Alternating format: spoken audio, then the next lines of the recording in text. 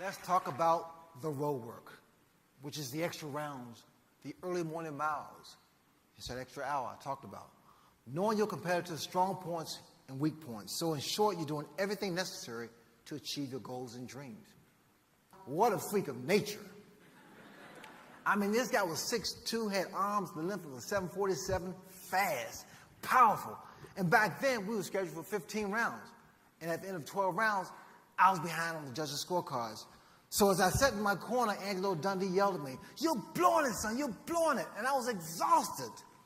I mean, completely spent. But I knew I'd done the road work. I knew I had built up a reserve. Because we all had that reserve. It was do that or go home a loser. Well, let me tell you something. That reserve paid off, and I did not go home a loser. How bad do you want it?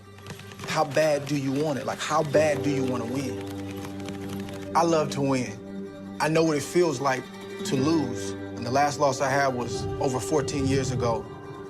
The sting of that defeat causes me to push past on the days when I don't want to work. Now, if I feel the sting of defeat and I put in the work, I can live with that. But we can't say that I want to go off to college and be great, but then the coach has to always pull you off the couch to get you to work.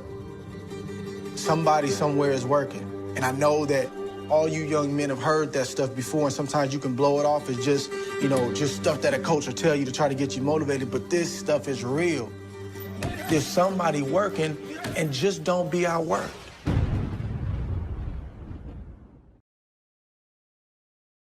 The fear that I get from fighting, I use that as my friend to project it on my foe. Is that part of D'Amato's teaching also, that you Most definitely, direct yeah. that fear toward the other man? Yes, because like once he told me, fear is like fire.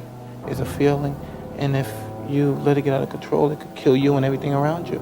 And once you control it, you can use it to help you. And in fighting, that's what I do. I don't become emotional because it inhibits my performance. And I used to keep my fear as my friend, and it makes me explosive. Here's B-Hop, Bernard Hopkins, the executioner. No names, I ain't perfect. But in this game of boxing, the way I live, I am super perfect.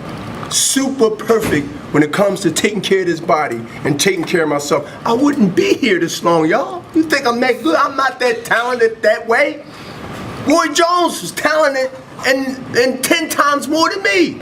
But something that I understood from day one, you keep your body clean, your mind clean, and you don't get caught up in this bullshit that goes on with success, you will be all right. And I live by them codes, man. And that's why it's hard for these young fighters to beat a Bernard Hopkins here. They on the floor after the fight tonight, most of them, at a club somewhere. I'm in a hot tub or in a bathtub, no matter how many rounds the fight went, in my suite. It wasn't one fighter I wanted to be like. Some days I wanted to fight like Leonard. Another day I want to fight like Hagler. But then I want to have a style like Tommy Hearns. But then I want to be a killer like Mike Tyson.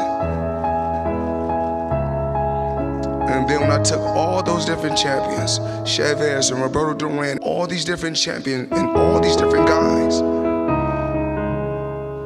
I said I'm gonna take a little bit from every one of them and put it all in one box and shake it up and see what we come up with.